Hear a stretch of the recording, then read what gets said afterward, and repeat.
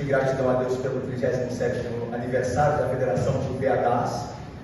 E eu gostaria de agradecer a Deus então e à diretoria da Federação por se lembrar de mim e nos convidar para que nós aqui estivéssemos também adorando a Deus agora por meio da pregação da sua palavra. Eu farei a leitura então do texto do qual nós ouviremos a palavra do Senhor nesta noite. E posterior à leitura do texto, eu pediria ao nosso querido pastor Davi e presidente do nosso presbitério central fluminense que fizesse uma oração, pedindo a Deus que nos abençoe no ouvir e guardar de sua palavra. Mas antes, nós vamos então abrir a nossa Bíblia na Epístola de Paulo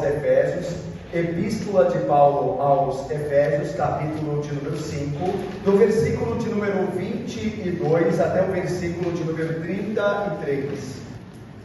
Eu farei a leitura, os irmãos atentos, acompanhem, por favor, o que diz o texto sagrado que escreveu o apóstolo Paulo. Diz assim o texto: as mulheres sejam submissas ao seu próprio marido como ao Senhor, porque o marido é o cabeça da mulher, como também Cristo é o cabeça da igreja, sendo este mesmo o Salvador do corpo. Como, porém, a igreja está sujeita a Cristo, assim também as mulheres sejam em tudo submissas ao seu marido. Maridos, amai vossa mulher, como também Cristo amou a igreja, e a si mesmo se entregou por ela, para que a santificasse, tendo-a purificado por meio da lavagem de água pela palavra, para a apresentar a si mesmo igreja gloriosa, sem mácula, nem ruga, nem coisa semelhante, porém santa e sem defeito. Assim também os maridos devem amar a sua mulher como ao próprio corpo. Quem ama a esposa, a si mesmo se ama. Porque ninguém jamais odiou a própria carne, antes a alimenta e dela cuida, como também Cristo o faz com a igreja, porque somos membros do seu corpo. Eis porque deixará o homem a seu pai e a sua mãe, e se unirá à sua mulher, e se tornarão os dois uma só carne. Grande é este mistério, mas eu me refiro a Cristo e à igreja. Não obstante vós, cada um de per si também ame a própria esposa como a si mesmo, e a esposa respeite ao marido. Vamos orar então, irmãos. Grandioso Deus, eterno Pai, a Ti, Senhor, toda a honra, toda a glória. Sim, Deus. Obrigado a Deus por estarmos na casa do Senhor neste momento para cultuarmos o nome do Senhor. Sim, Deus. E agora, Senhor, quando a Tua palavra foi aberta e lida, por si só já nos basta, porque o Senhor assim fala aos nossos corações. Sim. Nós te pedimos, ó Deus, agora que o Senhor esteja iluminando o Teu servo, ó Deus, de forma tal que aquilo que há de ser compartilhado, que aquilo que há de ser falado relativo à Tua palavra lida, possa ter um lugar nos nossos corações. Sim, Deus abençoe.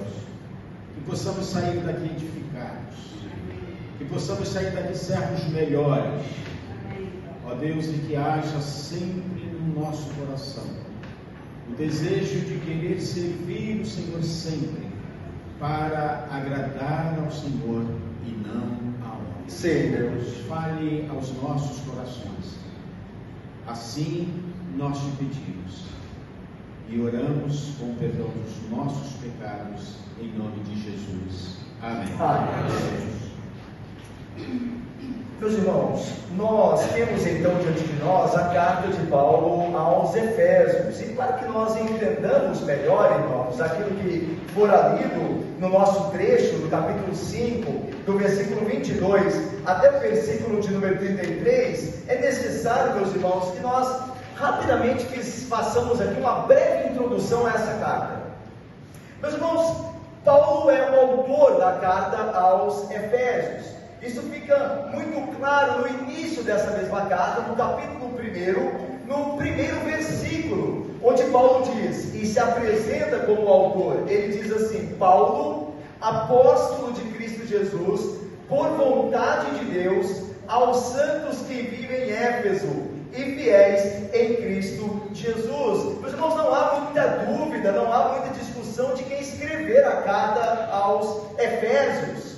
O texto é claro ali logo no início, na introdução da carta: Paulo, o apóstolo de Cristo. Mas em que data Paulo escrevera esta carta e em que condição ele o fizera? A data é provavelmente entre o ano de número 61 a 62 depois de Cristo. Então essa é a data possível da escrita desta carta por meio do apóstolo Paulo, que temos em mãos aqui, a carta aos Efésios. Então Paulo escreveu entre o ano de número 61 a 62 depois de Cristo. Esse é o período que provavelmente Paulo escreveu esta carta.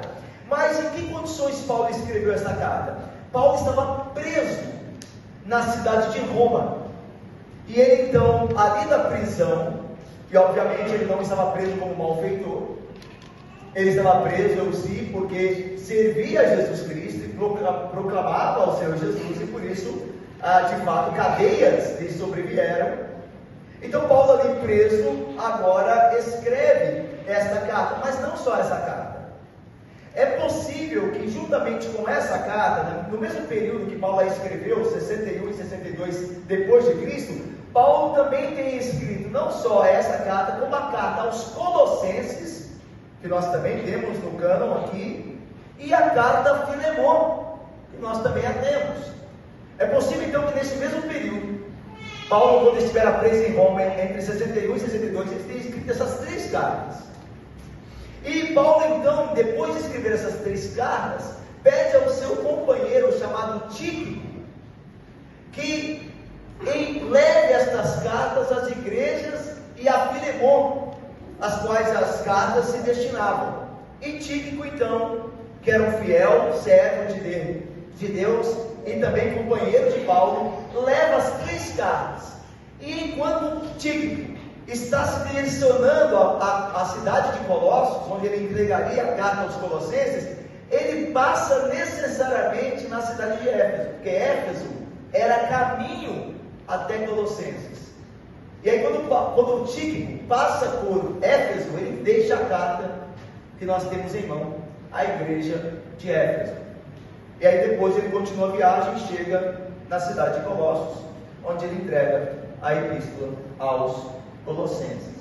Então esse é o contexto histórico da escrita desta carta, juntamente ali com Paulo, seu autor. E o destinatário, irmãos, é não só o destinatário da carta, ou seja, para quem Paulo escreveu a carta, os teólogos entendem que não só a igreja de Éfeso, que era o público, por assim dizer, alvo da carta, o destinatário alvo primeiro, mas as igrejas que estavam ali na região de Éfeso. É bem possível que essa carta seja uma carta circular. O que é uma carta circular? É uma carta que é dirigida a uma igreja, e quando essa carta é lida na igreja, ela passa a outra igreja de uma região vizinha, e depois de ser lida nessa outra igreja da região vizinha, ela passa a outra, e vai circulando nas igrejas da região. Os teólogos entendem que esta carta, presbítero Marcelo e Anita, era uma carta circular, direcionada principalmente aos Efésios, mas que depois que eles lessem, ela deveria correr pela região nas igrejas vizinhas. Ok? Meus irmãos, qual é o assunto dessa carta? O tema principal. É claro que Paulo vai trabalhar vários assuntos aqui, mas existe, presbítero Luiz, um assunto principal aqui. O assunto principal é que Paulo quer ressaltar o poder de Deus em Cristo Jesus, de renovar todas as coisas. E a prova disso, que Paulo se utiliza, e a sua carta fala muito disso, é a igreja. A igreja é a prova de que Deus faz novas todas as coisas, Valdir. Ou seja, o fato de Deus em Cristo estar restaurando o povo, redimindo o povo e santificando o povo, é a prova que o poder de Deus faz novas todas as coisas. É por isso que que essa carta aqui é chamada a carta da igreja. É uma das cartas que Paulo mais fala da doutrina da eclesiologia, a doutrina da igreja, como devem viver os membros da igreja, as diversas classes e relações dentro da igreja. Porque Paulo está querendo mostrar que o poder de Deus em Cristo restaurou todo o universo. E a prova disso agora é que ele começa a construir um novo povo, que é a igreja, para morar no novo céu e uma nova terra. Meus irmãos, era muito comum na cidade de Éfeso e na região ali da Ásia, que eles crescem que Deus estava numa certa disputa contra Satanás. Havia este misticismo, a ideia de que Deus estava tentando fazer algo, mas Satanás tinha poder equivalente ao de Deus, igual ao de Deus, e resistia a Deus. Havia esse entendimento. Hoje também há esse entendimento, infelizmente. Há muitos que pensam que o poder de Satanás e o poder de Deus são equivalentes. E hoje é uma disputa e nós estamos esperando para ver quem vai ganhar. E a Bíblia diz que não, absolutamente. Paulo aqui reafirma isso, que Deus é Senhor das potestades, dos seres celestiais, inclusive de Satanás. Veja só, eu lerei para vocês o que está no capítulo 1 dessa carta de Éfeso. Olha o que Paulo diz a partir do versículo 19: e qual a suprema grandeza do seu poder para com os que cremos, segundo a eficácia da força do seu poder. A ideia de que Deus tem poder, o qual exerceu ele em Cristo, ressuscitando dentre os mortos e fazendo-o assentar à sua direita nos lugares celestiais. Agora veja: acima de todo principado e potestade, poder e domínio, e de todo nome que se possa referir não só no presente século, mas também no vindouro. E pôs todas as coisas debaixo dos pés, e para ser o cabeça sobre todas as coisas, o deu à igreja, o qual é o seu corpo, a plenitude daquele que a tudo enche em todas as coisas. Então veja, Paulo diz que Deus deu a Cristo todas as coisas e colocou a Cristo sobre todas as coisas, sobre todos os principados e potestades e poderes e domínios. Então a ideia de que Cristo está acima de tudo, e Ele não está disputando poder com ninguém. E a prova de que Cristo é poderoso, a prova maior, é que Ele está reunindo, como eu disse, está reunindo o seu povo, a sua igreja, e edificando a sua igreja. E as portas do inferno, como o próprio Senhor Jesus Cristo diz, não prevalecerão contra ela. Então, esse é o tema central. O poder de Deus em Cristo, em fazer novas todas as coisas, e a prova de que Ele está fazendo isso é a sua igreja, que Ele está transformando, santificando, para ser a sua imagem e semelhança, a noiva e a esposa do Cordeiro, de seu Filho, Jesus Cristo. Assim, meus irmãos, o poder de Cristo, então, que é ressaltado nessa carta, se faz presente santificando o seu povo, mostrando que o Senhor é poderoso para criar novas coisas. Um povo que ande como filhos da luz, é o que está aí no capítulo 5 de Efésios. A gente não vai ler tudo, mas no capítulo 5 de Efésios, a partir do versículo de número 3, diz aí, olha aí, o fruto da luz e as obras das trevas. Então veja só o versículo 7, portanto não sejais participantes com eles, os filhos das trevas, pois outrora vocês eram trevas, porém agora sois luz no Senhor, portanto andai como filhos da luz. A ideia é a seguinte: Cristo, através do poder de Deus, está transformando todas as coisas. O seu poder é reconhecido na igreja. A igreja é a grande testemunha do poder de Deus no mundo. Ou seja, nós que éramos filhos das trevas, agora andamos na luz. Isso prova o poder restaurador, criador de Deus. Nós, a igreja, somos a prova de que Deus é poderoso para fazer novas todas as coisas. Então é disso que Paulo está falando. Mas o que isso tem a ver com o nosso texto que nós vemos sobre maridos e esposas? O que isso tem a ver? Tem tudo a ver. Tem tudo a ver. Assim como Deus transforma todas as coisas em novas coisas, aquilo que era antigo já se passou, eis que tudo se fez novo. Deus também restaura o relacionamento de maridos e esposas. Relacionamento esse prejudicado, como vocês bem sabem na leitura bíblica, lá em Gênesis, quando dá queda do homem. Lá em Gênesis, o relacionamento, a glória de Deus foi manchada, porque Adão, que deveria zelar por sua esposa, não estava presente quando ela foi tentada por Satanás. E tendo caído Eva, ela mesma ofereceu fruto a Adão, e ele, ao invés de resistir e corrigi-la, ele cedeu e obedeceu-a, e ambos ali pecaram.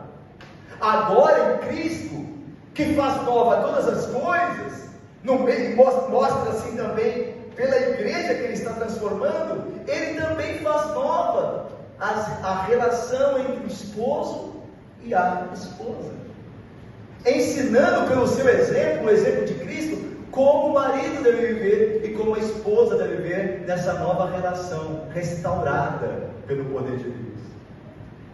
Nós vamos ver aqui no final, mas eu já adianto, que o casamento, Diácono Luiz e Leila, que o casamento é um protótipo, ele aponta, ele é uma ilustração da glória de Cristo e o seu relacionamento com a igreja. O casamento foi feito para refletir o amor de Cristo pela igreja.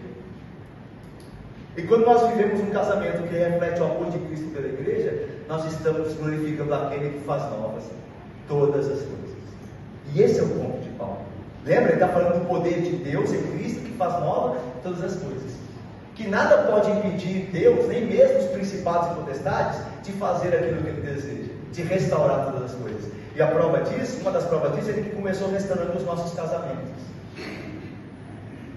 Então, deu para entender aqui qual que é a ligação desse texto com o que precede, com o tema central? Mas vamos olhar com calma. Olha só, irmãos. Aí, nós vemos já no início que há uma ordem para as mulheres aqui. Veja aí. As mulheres sejam submissas ao seu próprio marido como ao Senhor. Meus irmãos, nós estamos vivendo dias que esta palavra de Paulo, esta ordenança de Deus por meio de Paulo, não é muito bem-vinda. Ela não tem muita repercussão hoje. Ela é algo meio que constrangedor ou incômodo. Porque hoje se vê muito problema com relação à submissão da mulher ao seu próprio marido. Mas, meus irmãos, se nós temos problema com submissão, nós teremos problema com a vida cristã, porque a vida cristã é uma vida de submissão. Não é assim? Nós, quando somos chamados ao Evangelho, somos salvos, nós nos tornamos servos, submissos a Cristo. Então, quem não gosta de submissão não pode ser crente, porque a vida cristã é uma vida de submissão. Se essa palavra não é agradável a alguém, essa pessoa não pode, esse alguém não pode ter nada com Cristo. Aliás, não há nenhuma relação neste mundo em que não seja incluída a submissão. Nós somos submissos a Cristo. A esposa é submissa ao marido. Os filhos são submissos aos pais. Os servos são submissos aos senhores. Submissão faz parte da nossa vida. E quem não entendeu isso está prejudicado no seu entendimento. Não é questão só que Deus exige de mulheres o respeito à submissão aos seus maridos. Deus exige de todo aquele que lhe pertence submissão na esfera em que Ele de fato decretou que ela aconteça. Tanto que um exemplo disso é que quando Deus fala aqui que as mulheres sejam submissas ao seu próprio marido, Ele dá um exemplo da igreja sendo submissa a Cristo. Olha o versículo 23. Porque o marido é o cabeça da mulher, como também Cristo é o cabeça da igreja, sendo este mesmo o salvador do corpo. E aí o versículo 24 diz: como porém a igreja está sujeita a Cristo, assim também as mulheres sejam em tudo submissas ao seu marido. Então, meus irmãos, se nós estamos como igreja submissos a Cristo, as mulheres cristãs não estranharão essa ordem de serem submissas aos seus maridos, porque elas já estão acostumadas à submissão a Cristo, como todos os crentes, diga-se de passagem, estão. Portanto, esse século rebelde, esse século que não quer se submeter nem a Deus nem a ninguém, obviamente terá problemas com textos e trechos das Escrituras como este. Mas a Bíblia é clara. E o exemplo é dado por Cristo. E deixa eu lhes falar uma coisa, meus irmãos. Há um pregador puritano que disse certa feita que se a igreja anunciasse uma palestra sobre 10 maneiras de ser um bom marido, provavelmente muitos homens iriam a este dia, naquele local onde essa palestra seria dada. Ou se anunciasse uma palestra que dizia como a mulher deve, maneiras de como a mulher deve agradar o seu esposo, muitas mulheres participariam. Mas se uma palestra fosse dada com o seguinte título: vamos estudar a pessoa de Cristo, provavelmente muitas pessoas deixariam de vir, não achariam um tema interessante. Mas se nós não conhecemos a Cristo, nós nunca seremos boas esposas e bons maridos. Por quê? Porque Cristo é o exemplo tanto para o marido amar a esposa, como para a esposa ser submissa ao seu marido na relação igreja e Cristo. Então, se eu não conheço a Cristo, eu jamais serei um bom marido. E se eu não conheço a relação de Cristo e a igreja, quando a igreja é submissa a Ele, eu jamais serei uma boa esposa. Então nos importa mais conhecer a Cristo do que estar atrás de maneiras onde nós podemos ser melhores como esposa ou como marido. Nós queremos a coisa muito pronta. Então me diga aí como fazer. Mas o mais importante é conhecer a Cristo. Porque Cristo é o exemplo. Veja quantas vezes Cristo é anunciado aqui como exemplo. Olha só, versículo 23 diz: como também Cristo é o cabeça da igreja. Versículo 24: como porém a igreja está sujeita a Cristo. Versículo 25: como também Cristo amou a igreja. Está vendo? Versículo 29, no final: como também Cristo faz com a igreja. Olha como Cristo é o exemplo, como Cristo fez, como Cristo faz, como... Então, irmãos, isso aqui é uma coisa muito importante. Conhecer a Cristo, se encher de sua palavra, ter em seu espírito, é o que me capacitará a ser um bom marido e uma boa esposa. Como o texto está apontando aqui. A esposa deve ter a sua submissão ao seu próprio marido no exemplo de como a igreja está submissa a Cristo. E a submissão da igreja a Cristo, ela é voluntária e alegre. A submissão da mulher ao marido deve ser voluntária. E sempre é. Porque você não foi obrigado a casar-se com seu marido, que você está casada hoje. Ninguém te obrigou. Ninguém te arrastou lá naquele dia do cerimonial, daquele culto de ação de graças, ou oratório, quando você se casou de fato, ali, casamento civil. Você fez porque você quis. A submissão deve ser voluntária, mas uma vez comprometida com ela, deve ser realizada. Porque o marido é o cabeça da esposa. Meus irmãos homens queridos, nós somos o cabeça de nossa esposa. Nós podemos ser péssimos cabeças, ou pela graça de Deus, bons cabeças de nossa esposa. Bom cabeça de nossa esposa. Mas nós não temos como fugir disso.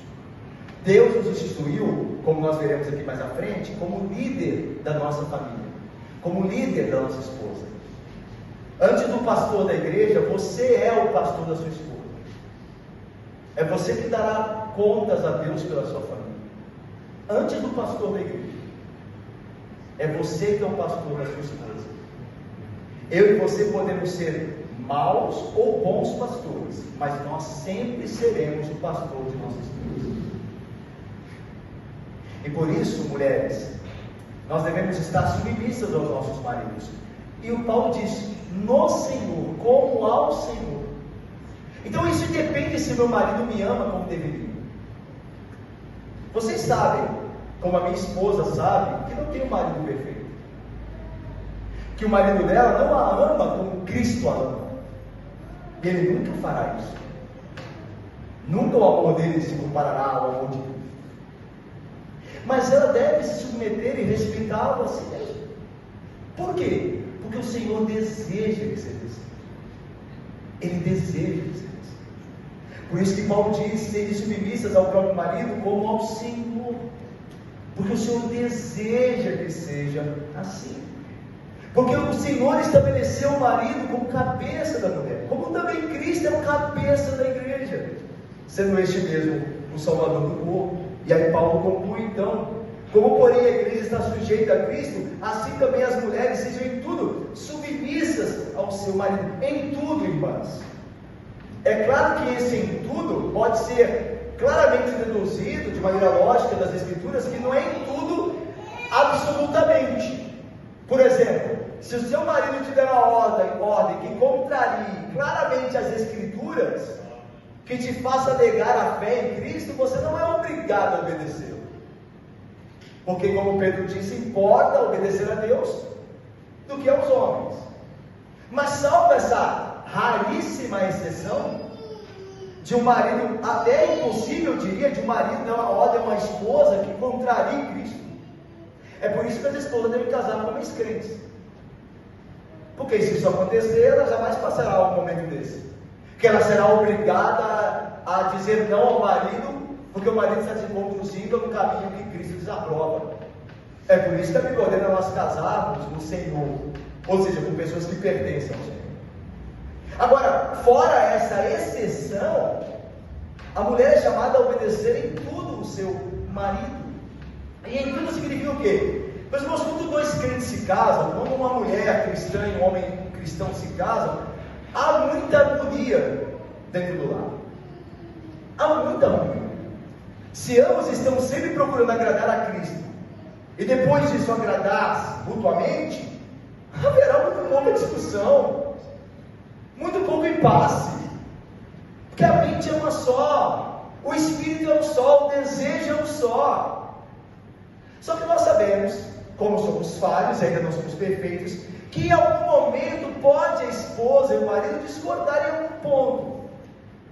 E se chegar a um ponto de tensão onde não se sabe qual caminho se deve tomar, porque ambos têm posições distintas, então a do marido deve prevalecer, porque ele é o cabeça e ele arca com isso, cara. Não pense que é pouca responsabilidade, porque Deus cobrará dele, não da esposa.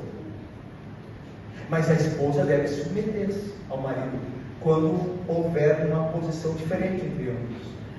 E desde que essa opção, essa sugestão não fira a glória de Cristo, a palavra dele, é a esposa que deve se submeter. Porque Deus ordena assim. Daí a ideia em tudo. Porque é fácil se submeter quando nós estamos concordando. Não concorda? É fácil nos submeter quando meu marido pensa igual ao que eu penso. Mas e quando não pensa? E aí, a palavra última será de quem? A Bíblia diz: do marido. E Deus cobrará dele.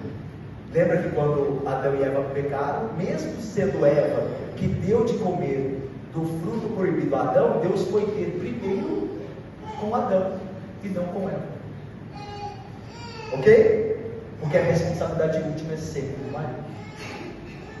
Quer o marido decida ou não, isso aqui é importante, a responsabilidade última Deus cobrará dele, mesmo que ele não decida. Ele é o responsável. Deus cobrará dele, quer por sua ação de decidir, quer por sua omissão, mas ele será cobrado. Então não adianta nós, como maridos, fugirmos de nossas responsabilidades do lar. Nós somos pastores do lar. Como eu disse anteriormente, irmãos, bons ou maus, mas não sempre somos. E Deus cobrará de nós. A vida da nossa família depende de nós naquilo que se refere à estrutura que Deus estabeleceu para a família. O homem é o cabeça da mulher. Mas veja só agora a ordem aos maridos, versículo 25. Maridos, amai vossa mulher. A mulher tem que respeitar o marido e ser submissa em tudo a ele. Não, diferentemente, o marido também tem a sua obrigação perante Deus. E a ordem que Deus dá aos maridos é que amem a sua mulher, como também Cristo, como exemplo máximo, amou a igreja e a si mesmo se entregou por ela, para que a santificasse, diz no versículo 26, tendo-a purificado por meio da lavagem de água daquela palavra, para apresentar a si mesmo em igreja gloriosa, sem mácula, nem ruga, nem coisa semelhante, porém santa e sem defeito. Irmãos, se a esposa deve, no Senhor, ser submissa, respeitar o seu marido, apoiá-lo, honrá-lo, o marido também, diante de Deus, tem de fato o seu dever de amar a sua esposa. E é interessante aqui que, logo de início, Deus condena o adultério. Deus diz aqui, através do seu servo Paulo: maridos, amai vossa mulher, não outra, a vossa mulher. Deixe o homem, é a ordem de Deus em Gênesis, que é o princípio para toda a humanidade. Deixe o homem, o seu pai e a sua mãe, e se una à sua mulher, e se tornem ambos os dois apenas, não mais do que este número, os dois apenas uma só carne. Então a Bíblia condena desde o princípio o adultério. O marido deve amar a sua esposa, deve se dar a ela completamente, deve dar a ela o que lhe é de direito, porque Paulo diz que o corpo do marido é da mulher, e o corpo da mulher é do marido. Vocês têm ouvido aí por aí, né? Meu corpo, minhas regras. A Bíblia vai opostamente ao contrário disso. Não é seu corpo. A última coisa que meu corpo é meu. É de domínio meu. A última coisa que ele é. Primeiro, meu corpo é do Senhor, que morreu por ele, o ressuscitará, e depois da minha esposa. A última coisa que meu corpo é meu. Por último lugar, ele é meu. Mas ele é do Senhor e depois de minha esposa. Então, meus irmãos, assim também o corpo da mulher é do marido. E o marido tem que amá-la, e apenas a ela. E eis aqui uma condenação ao adultério, à traição, à poligamia, o fato de um homem ter mais de uma mulher. Ok? E o princípio, o amor, e como fundamento aqui, o exemplo maior de Cristo. Porque Paulo diz, como também Cristo amou a igreja, e a si mesmo se entregou por ela. O amor que Cristo tem pela igreja, ele é singular, ele é inigualável, porque ele é aquele amor em que Cristo morre pelos nossos pecados na cruz. E Paulo não está dizendo que nós devemos sermos crucificados, ou crucificarmos a nós mesmos, literalmente, quando Paulo se fala do exemplo de Cristo e seu amor pela igreja. Mas o princípio deve ser imitado. E qual é o princípio, diácono João Felipe? O princípio é que nós vivemos um amor, ou devemos viver, segundo a ordem do Evangelho, um amor sacrificial pela nossa esposa. Seria ideal que todo homem morresse antes de sua esposa, por se desgastar por ela. Nós homens fomos feitos para morrer primeiro. E o que tem acontecido, não só na sociedade, como também na igreja, é que nós homens temos nos omitido das nossas tarefas, daquilo que se nos diz respeito, e temos sobrecarregado as nossas mulheres, como se elas já tivessem pouca coisa para fazer. Não pouca coisa para fazer. Nós ainda sobrecarregamos as mulheres. E é justamente o contrário que deve acontecer. Nós devemos nos desgastar por elas.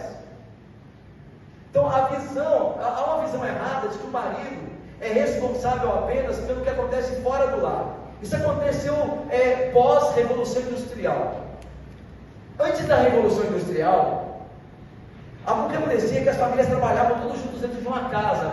A sociedade era agrícola na sua grande maioria. Então o pai com a mãe, com os filhos, trabalhavam em todo lugar, ali no campo, todo mundo junto.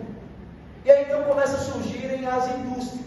E o que acontece? Todo mundo é retirado daquele ambiente doméstico e vai para as indústrias. Todo mundo, homem, mulher e filho. As crianças também vão, porque é necessário mão de obra. Mas com a tecnologia avançando, as mulheres e as crianças retornam para o lar e os homens é que ficam. E aí cria-se uma dicotomia de que o homem é responsável só, e nós ouvimos isso de vez em quando ainda. E se não ouvimos tanto, é muito pensado nisso. O homem é responsável pelo trabalho de fora da casa e a mulher que volta da casa. Então, quer ver como isso acontece na prática? O marido chega em casa, ele não vai fazer nada, porque ele já está trazendo dinheiro para casa. Não é assim? Fala assim, ó, o meu negócio é trazer o dinheiro aqui para dentro. O que acontece é que você se vira. Aí tem a criança com problema, vai você, que agora eu quero descansar. Esse é um comportamento errado. O apóstolo Pedro diz aos homens: vivei a vida comum do lar. Nós somos os sacerdotes, a nossa tarefa não acaba no trabalho, a nossa tarefa é de sempre, porque Cristo está sempre a trabalhar por sua igreja, nós também por nossa esposa. Cristo não descansa. Lembra que a Bíblia diz no Novo Testamento? Ele está sempre a interceder por nós, Ele está sempre trabalhando por nós, porque nos amou como igreja. Então Paulo diz: vocês amem marido a vossa esposa como Cristo amou a igreja. Então nós estamos sempre a trabalhar por nossas esposas, ou por nossa esposa no caso. E esse é o ponto aqui. Então, maridos, nós somos chamados, homens, a nos desgastarmos, a nos sacrificarmos, o quanto for necessário, para que nossa esposa seja tratada de maneira digna, a exemplo de como Cristo amou, cuida, preserva, guarda, protege a igreja. Assim também os homens devem zelar, guardar, cuidar, amar a sua esposa. E deve ser o homem líder espiritual da sua esposa. Meu irmão, deixa eu lhe falar na prática como é que acontece isso. Meu irmão, quem é responsável pelo culto doméstico do seu lar é você. Quem é responsável pelo culto doméstico na minha casa sou eu. Não tenho que ficar esperando a minha esposa me chamar para fazer culto doméstico. Quantas esposas estão em casa já atarefadas com tantas coisas, agora são responsáveis também de despertar seus maridos e levantarem seus maridos, a exemplo lá de Débora, que teve que dar a dura em Baraque para ver se ele tomava uma posição na guerra. Hoje em dia não é diferente. Nós homens estamos nos omitindo da nossa responsabilidade espiritual, colocando a sobrecarga em nossa esposa. E falando da relação dentro da igreja, homens colocando carga sobre as mulheres, ao invés de serem líderes espirituais, não só na igreja. E vocês sabem que biblicamente a liderança espiritual da igreja é de homens, apóstolos, presbíteros, diáconos, pastores e mestres, são homens. Então, antes de sente-se mulher, levante-se homem.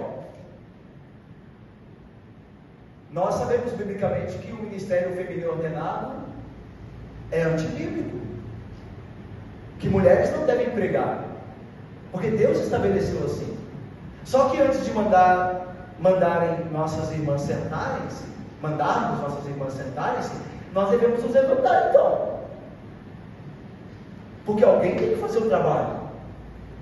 Então muitas vezes eu posso dizer: não pode fazer, não pode. O que, sem dúvida nenhuma, não pode mesmo, porque é contrário à Bíblia. Mas nós devemos fazer então, como homens. E muitas irmãs nossas estão se levantando, e às vezes até indevidamente, porque nós homens estamos sentados. Nós precisamos antes nos levantar. Biblicamente esta é a ordem. E o marido precisa ser o líder espiritual da sua igreja, como Cristo é o líder espiritual da sua igreja. Cristo, ele santificou a sua igreja, que é a sua esposa. E vocês se lembram que no Novo Testamento tem toda essa tecnologia, né, de tratar a igreja como noiva do Cordeiro, como a esposa de Cristo. Quando Cristo voltar, a Bíblia diz que serão as bodas do Cordeiro. Mas isso é desde o Antigo Testamento, quando Israel era a virgem que foi desposada pelo Deus Yahvé. Então toda essa tecnologia de casamento, de aliança, de matrimônio, é própria da relação de Deus com a sua igreja, de Cristo com o seu povo.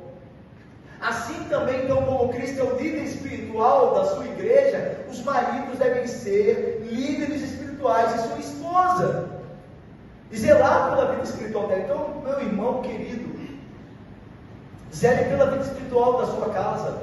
Todos nós aqui como homens, é dever nosso chamar nossas esposas para lerem a Bíblia conosco, meditarmos na palavra, cantarmos a Deus, orarmos, nosso culto ali no lar, é dever nosso. Não venhamos a sobrecarregar nossas esposas, dando a ela aquilo que não é de fato dever dela, mas nosso, irmãos, nós precisamos despertar, nós precisamos amar a nossa esposa como Cristo amou a igreja. Nós precisamos ajudar a nossa esposa a ser mais santa, assim como nossas esposas têm nos auxiliado a sermos mais santos. Mas a liderança espiritual é um homem dentro de casa, e não o contrário. A esposa espera ser conduzida, assim como a igreja é conduzida por Cristo. Mas aí Paulo diz no versículo 28, assim também os maridos devem amar a sua mulher como o próprio corpo. A ideia é, como a igreja é o corpo de Cristo, o corpo da esposa é também o corpo do marido. Eles são ambos. Lembra da ordem de Gênesis, do estabelecimento lá em Gênesis? Sejam ambos uma só carne. Então agora não há mais dois corpos, agora é um só. A nossa união com Cristo também, mística, nossa união mística com Cristo, espiritual com Cristo, é assim: nós somos o seu corpo, do qual Ele é o cabeça. Não há dois corpos, há um corpo só, que é a igreja, do qual Cristo é a cabeça. Assim também o homem e a mulher, os casados, eles se tornam uma só carne. Então os maridos devem amar a sua esposa como o próprio corpo. Quem ama a sua esposa, a si mesmo, Paulo diz no versículo 28, no final dele, se ama. Há um teólogo que disse que o marido que trata mal a sua esposa é um monstro. O marido que trata mal a sua esposa é um monstro. Há um teólogo que disse que não quer ouvir nada de um homem que trate mal a sua esposa. Ele não se dará de ser convencido por um homem que trata mal a sua esposa. Tanto que Paulo vai dizer a Timóteo, lembra-se daquelas qualificações, aqueles pré-requisitos que os presbíteros devem ter? Ele diz lá que governe bem a sua casa. Óbvio que isso está incluído, amar a esposa e governar bem a casa. Porque se não cuida das coisas de casa, se não ama a sua esposa, como é que amará a igreja? Como é que zelará pela igreja se não faz o mais básico? Então, irmãos, o marido que ama a si mesmo, ama antes a sua esposa, porque ambos são uma só carne. Olha o que Paulo diz no versículo 29, porque ninguém jamais odiou a própria carne, antes a alimenta e dela cuida, como também Cristo o faz com a igreja. O homem que ama a sua esposa, ele está fazendo benefício a ele mesmo. Ou vocês acham que a reputação do corpo de Cristo de um homem que trata mal a sua esposa é boa? No verdadeiro corpo de Cristo, você tem alguma dúvida de que a reputação deste homem é ruim no meio do povo verdadeiro de Cristo? O homem que trata mal a sua esposa? É claro que é. Por isso o homem que ama a sua esposa faz bem a ele mesmo, porque ambos são uma só carne, diz o texto. E assim também Cristo cuida da igreja, alimenta a igreja, por isso Ele é amado, por isso Ele é bendito Cristo. Assim também o homem que ama a sua esposa é também benquisto, é honrado, goza de boa reputação. Lembre-se disso. Amar a esposa é de fato fazer bem a si mesmo. Só um louco iria contra a própria carne. E é o que faz os homens que adulteram. Eles estão indo contra ele mesmo. É difícil, né? Porque o pecado cega a gente. A Bíblia diz que o pecado cega.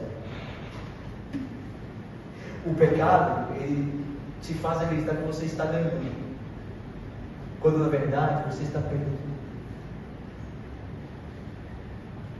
O pecado te faz acreditar que você está ganhando, quando na verdade você está perdendo. Seu perigo.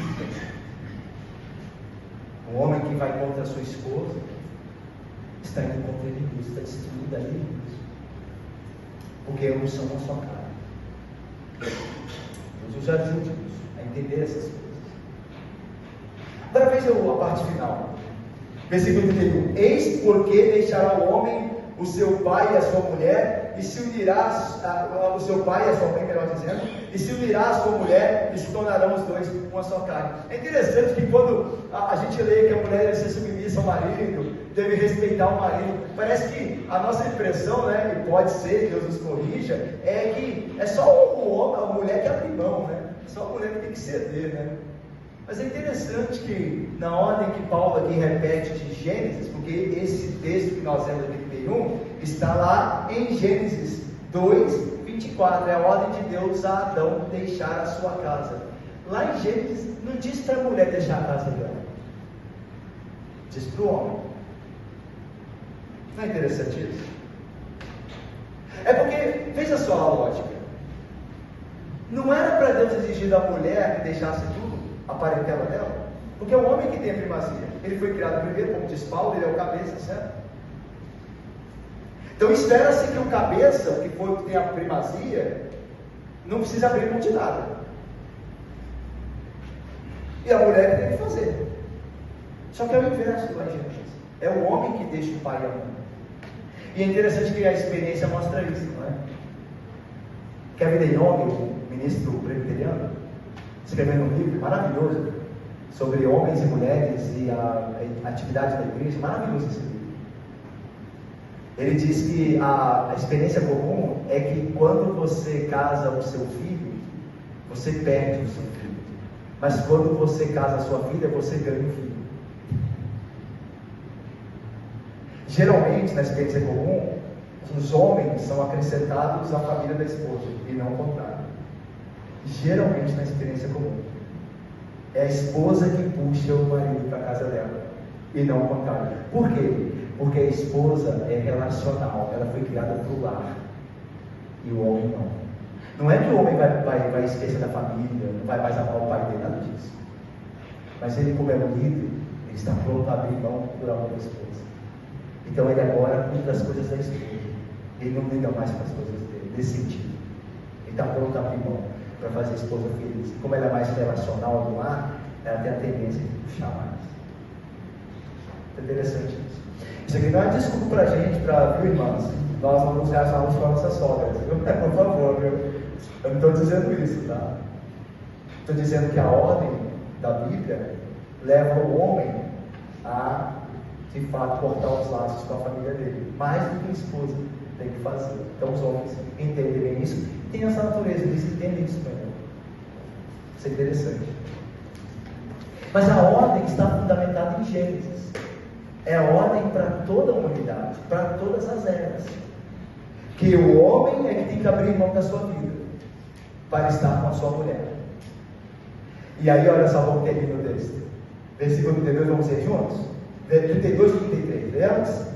Grande é este mistério, mas eu não obstante vós, cada um de si, também ama a própria esposa como a si mesmo, e a esposa respeita ao marido. No versículo 33, Paulo repete o que já vem dizendo. Ele não é à toa que ele repete, ele quer dar ênfase.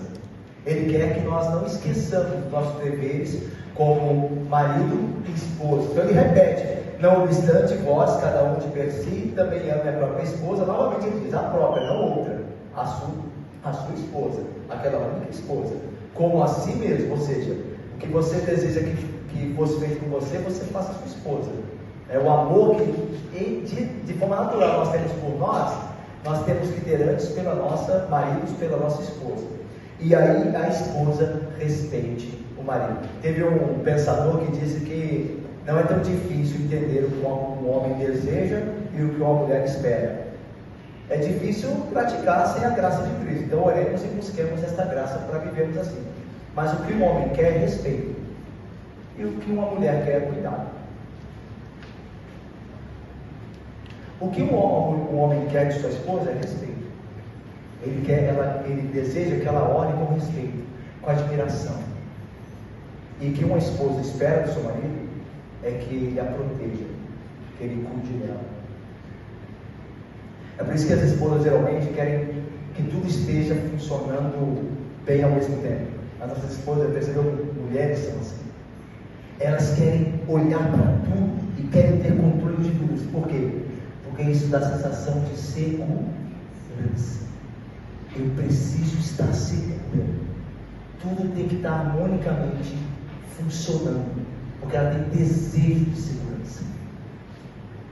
E o homem de respeito. O homem quer ser respeitado. Mulheres que não respeitam o homem provavelmente serão traídas.